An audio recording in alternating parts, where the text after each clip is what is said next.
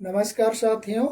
12वीं कक्षा हिंदी विषय के अंतर्गत काव्य खंड का 6वां पाठ उषा, जो शमशेर बहादुर सिंह की कविता है, के बारे में हम चर्चा करेंगे। भावार्थ पर चर्चा करने के पहले शमशेर जी के जीवन परिचय के बारे में संक्षिप्त जानकारी प्राप्त कर लेते। शमशेर बहादुर सिंह का जन्म 13 जनवरी सन 1911 को देहरादून, अब उत्तराखंड में है, वहाँ हुआ। इनकी प्रकाशित रचनाएं हैं कुछ कविताएं, कुछ और कविताएं। चुका भी हूँ नहीं मैं, इतने पास अपने बात बोलेगी, काल तुझसे होड़ है मेरी। उर्दू हिंदी कोश का संपादन भी इन्होंने किया। इनको साहित्य अकादमी पुरस्कार भी मिला और कबीर सम्मान सहित और कई पुरस्कार मिले। इनकी मृत्यु सन 1993 में दिल्ली में हुई।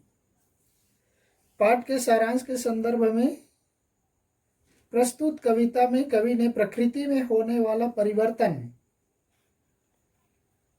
का जो मानवीय जीवन चित्र की अभिव्यक्ति किया है। प्रस्तुत कविता उषा सूर्योदय के ठीक पहले के प्राकृतिक दृश्य का पल पल परिवर्तित प्रकृति का मानो शब्द चित्र प्रस्तुत किया है।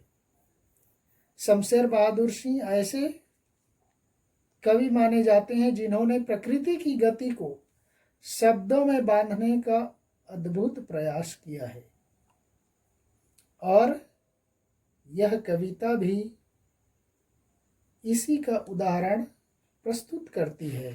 तो आइए चलते हैं शमशेर बहादुर जी की कविता उषा। बहुत ही छोटी कविता है लेकिन महत्वपूर्ण है। यहाँ से प्रश्न पूछा जाता है। उषा मतलब सूर्योदय के समय का जो दृश्य होता है, अर्ली मॉर्निंग, बड़े सवेरे बोला जाता है जिसको हिंदी में। वो बड़े सवेरे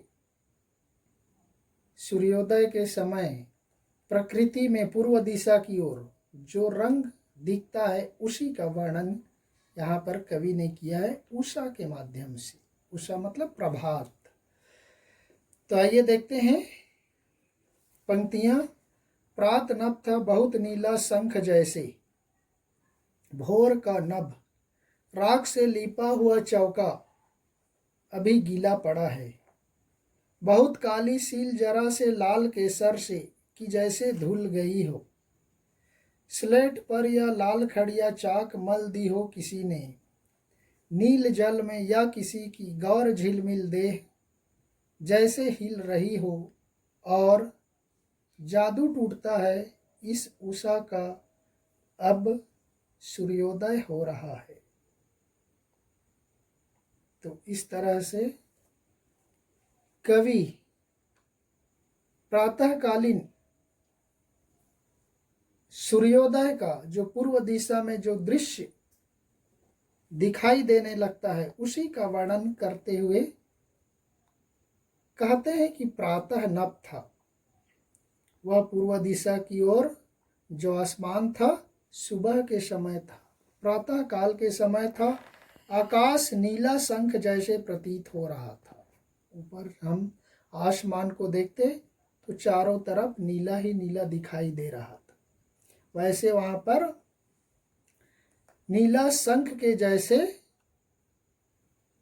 पूर्व दिशा की ओर वह प्रभात का दृश्य दिखाई दे रहा था। भोर का नभ, सुबह का आसमान, सुबह का आकाश, धीरे धीरे सूर्य उदय होने लगा।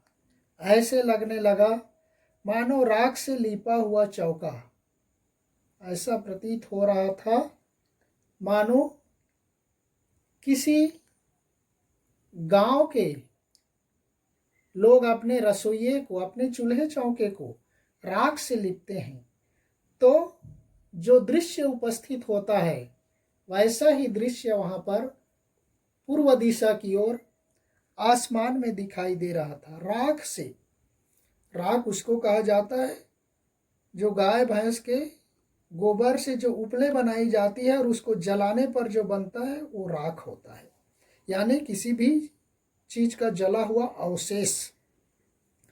तो वह राख से लिपा हुआ चौका यानी रसोई, किचन अभी गीला पड़ा है। ऐसा प्रतीत हो रहा है कि उस सुबह के समय अर्ली मॉर्निंग देखे होंगे, वातावरण नम होता है, पेड़ पौधों में, घासों में, फसलों में नमी होती है, ओस की बूंदें होती हैं, तो इसलिए वह गीला लग रहा है, राख से लिपा हुआ जैसा दिख रहा है और गीला हुआ है।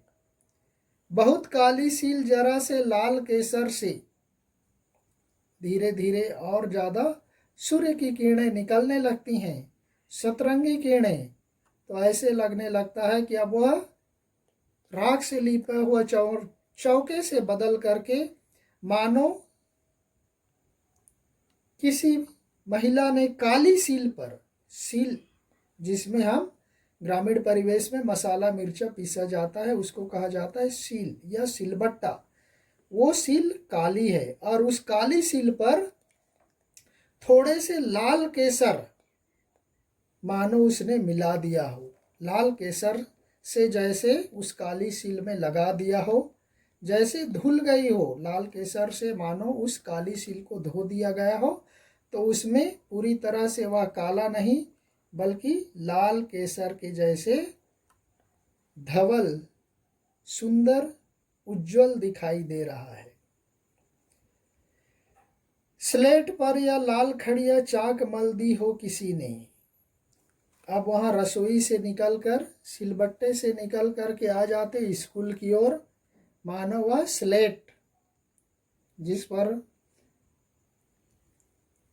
25-30 साल पहले लोग स्लेट खरीदते थे, मिट्टी से बने हुए स्लेट पर जो काले रंग का होता है, उस पर मानो लाल खड़िया, लाल रंग का चाक किसी ने मल दी हो, तो वह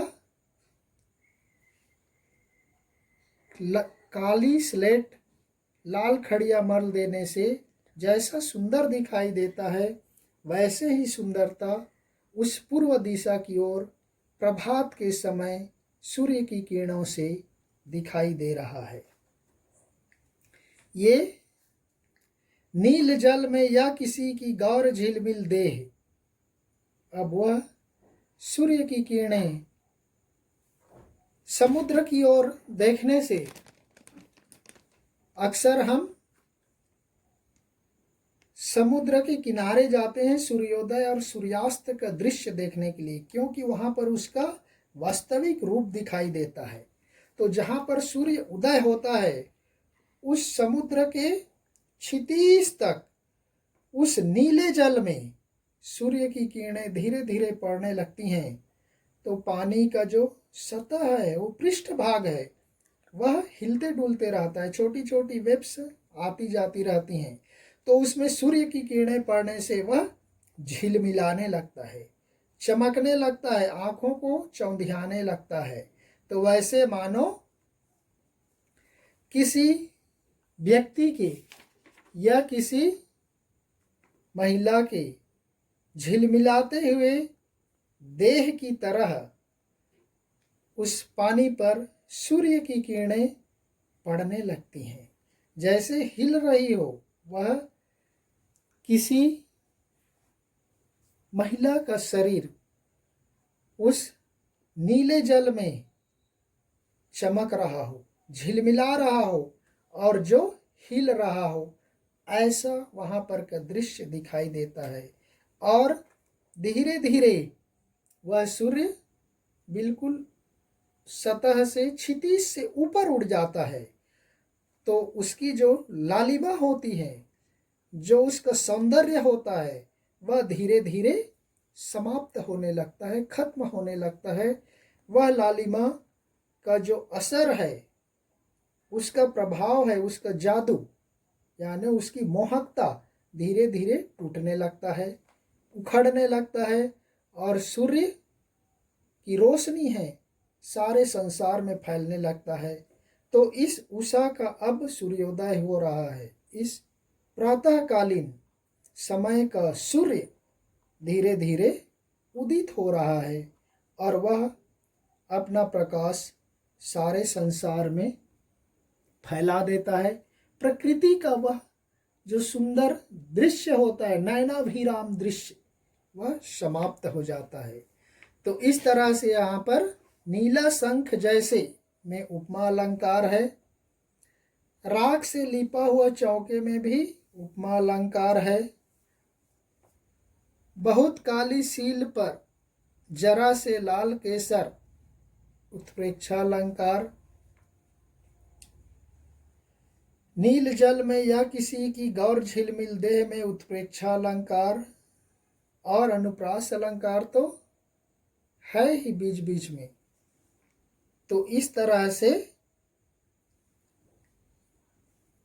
कवि ने इस उषा के माध्यम से सूर्योदय के प्रातःकालीन सौंदर्य का बिंबों के माध्यम से, प्रतीकों के माध्यम से, जो नीला शंख, राख से लिपा हुआ चौका, काली सील, स्लेट, ये सारे उनके प्रतीक हैं और उसमें जो दिखता है उसका उन्होंने सुंदर वर्णन इस कविता में किया है। तो इस तरह से यह छोटी सी कविता हम यहीं पर समाप्त करते हैं। नेक्स्ट पार्ट का वीडियो हम दूसरे दिन किसी और पार्ट के साथ मिलेंगे। तब तक के लिए धन्यवाद। जय